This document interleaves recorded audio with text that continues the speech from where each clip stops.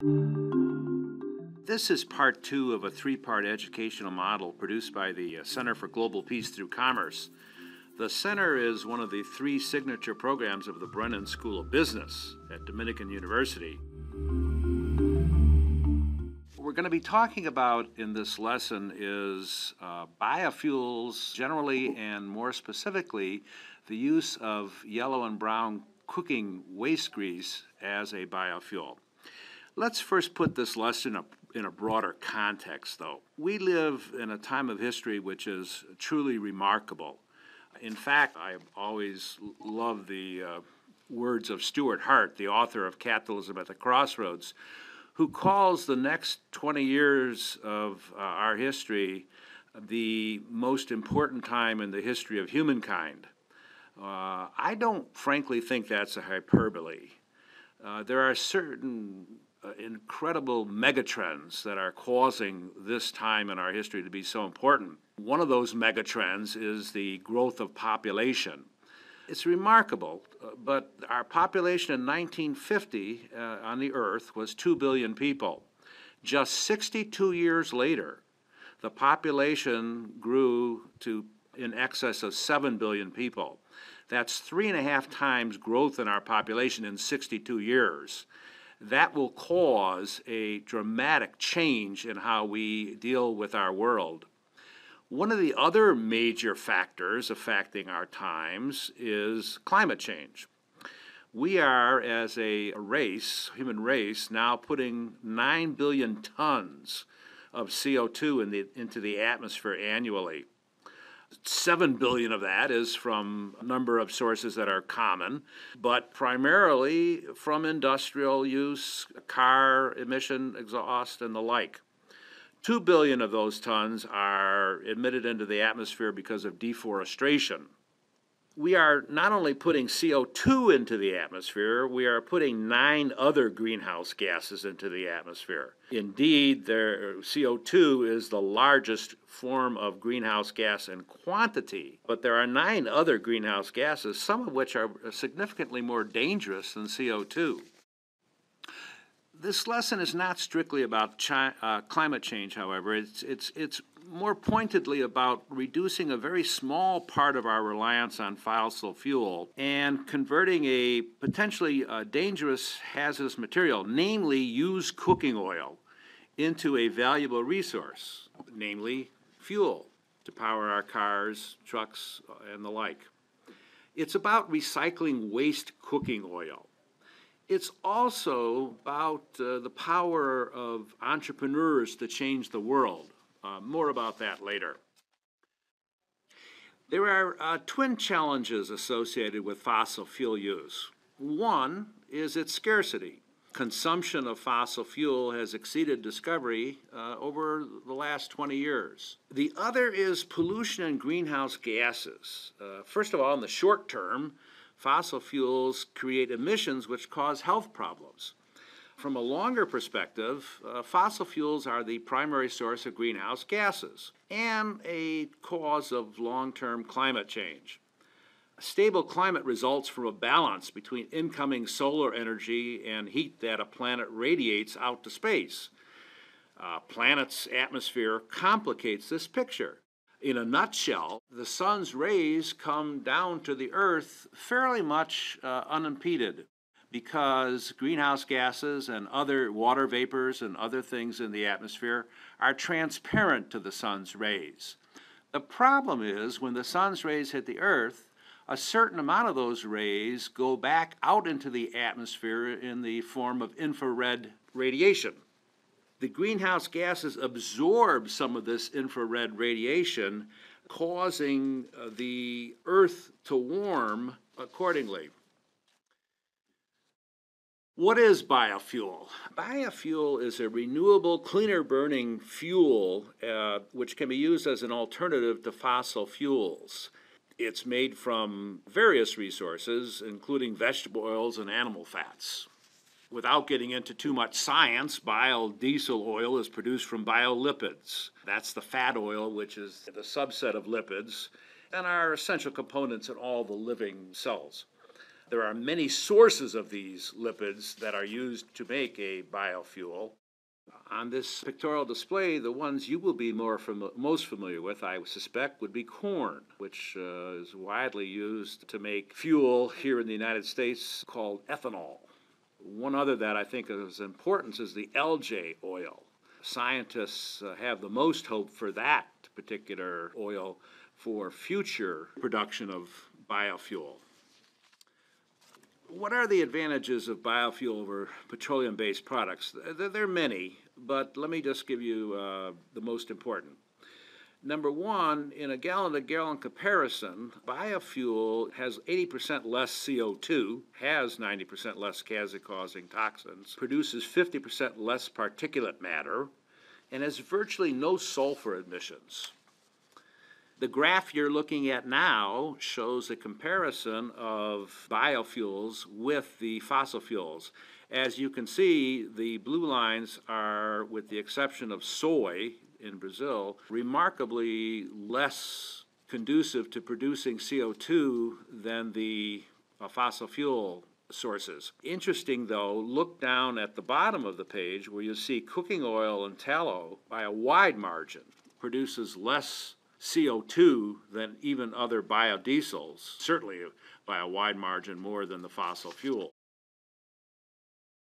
When we talk about cooking oil, we're talking about yellow and brown waste oil. Yellow grease, I suggest to get the best idea of it, you walk down to your closest McDonald's and look into the fryer where French fries are being made.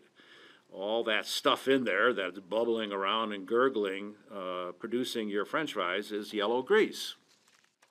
Brown grease, on the other hand, is the residue that's left over in the traps and grease receptors, generally referred to as trap waste or grease sludge.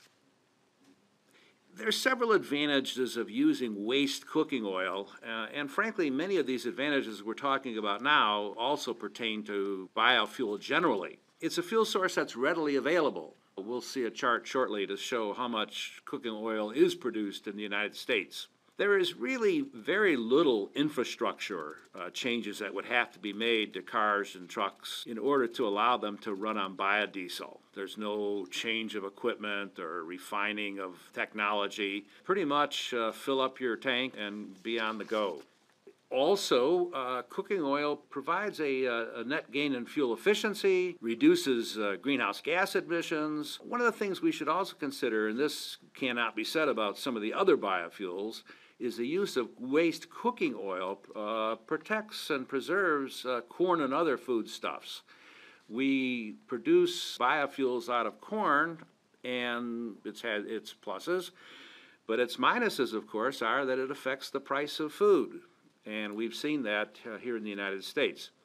One of the tremendous advantages of using waste cooking oil that isn't found in other type of biofuels is the added benefit that disposing of the cooking oil and making a fuel out of it gives us a way to eliminate potentially hazardous waste. More about that in a few minutes. The production of biofuel from cooking oil is actually a relatively new process. The process of converting biofuels from other sources have been with us for quite a while. But we do have the technology to do this. We do have the technology to turn used cooking oil into fuel. And that technology is called transesterification. I'm not going to go into depth in the technology involved here. There's two things I'll mention. Number one, as I said already, the technology is available. The other thing that's important is that the process of transesterification provides a very valuable byproduct, namely glycerin. Now, the use of cooking oil to produce biodiesel is by no means the solution to the problem of substantially reducing the use of fossil fuel. The United States produces approximately 38 million pounds of cooking oil annually. That's equivalent to about 495 million gallons of biodiesel, which is frankly only about 2% of our diesel needs. So cooking oil is not the answer to replacing fossil fuels. We may have answers, though, on the boards right now. Scientists are working on plans to use LJ and other sources that could be as readily in supply and provide us with a greater percentage of our fuel needs. As we said, the use of cooking oil is not the solution. It's a solution, about 2%. But there is another important benefit that the use of cooking oil does provide, and that is the benefit of disposing of cooking oil, which is itself a potentially dangerous matter. The vast majority of used cooking oil currently is collected by waste haulers and sold as chicken and animal feed. The waste cooking oil is fed to chicken and other livestock, but contains harmful compounds and high levels of bacteria. So that French fry you're having at lunch containing cooking oil, you're re-eating for dinner when you have a chicken or a piece of steak. Shockingly, a large percentage of the yellow and brown grease that we produce here in the United States is exported to Germany. After it pays the freight to get it over from the United States to Germany, Germany produces biofuel. By comparison, waste cooking oil has been outlawed for animal feed in the European Union since 2004. Essentially, the European Union recognized it was letting a low-cost substitute for animal feed back into the human food chain, and that made no sense. The UK has rather specific regulations and laws relating to the use of used cooking oil as feed for livestock. It is absolutely banned in the UK, which brings up another concern and an interesting question. If it's not used for feeding livestock and chickens, where does it go? Presumably, and what we know is it does go into landfills. The question that's begged there is how safe is throwing this used cooking oil into landfills? Other parts of the world, apart from the Americas and Europe, are using and producing biofuels. We see products produced and manufactured in Africa, India, China, Southeast Asia, with all kind of products that many of which you saw on the chart earlier in this presentation. We've done some research at the center to see if there's really any significant use of waste cooking oil for the production of biodiesel. With the exception of Germany and a couple of other countries, there does not appear to be much use of waste cooking oil for the production of biodiesel. We took a particularly close look at India because we feel that that is a place that would produce a significant amount of waste cooking oil. There is no mention of waste cooking oil as a source of fuel in the India laws, and our research revealed that it really doesn't appear to be used at all. This, I think, presents quite an opportunity for entrepreneurs, for startup companies, not just here in the United States, but really in India, in other areas of the world where this could greatly benefit society. Part 3 of this module that we produced tells a rather dramatic story.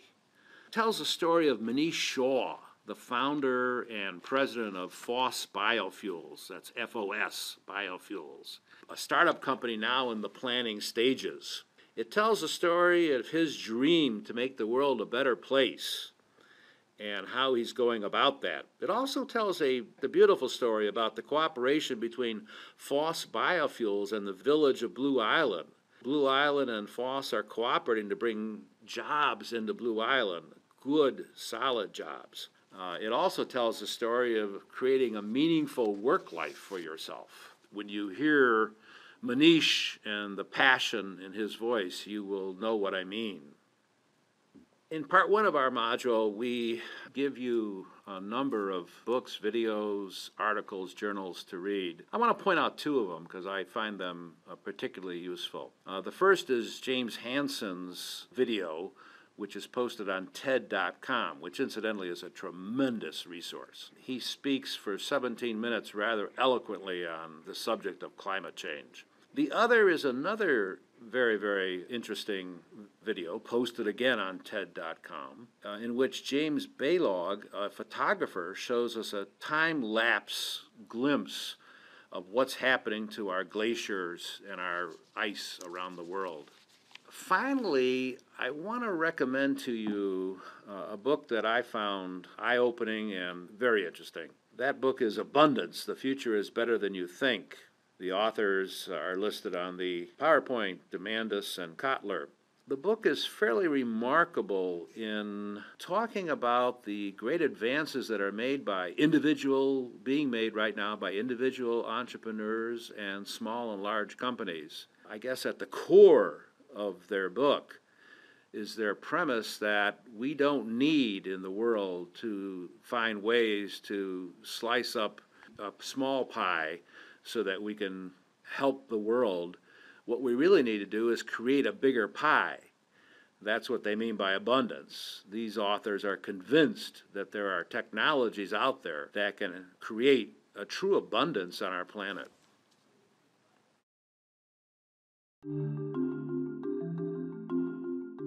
Thank you for your time. I hope this lesson has been beneficial to you, and I encourage you to check out the Center for Global Peace Through Commerce website, where you will find a lot more information on both this topic and other topics.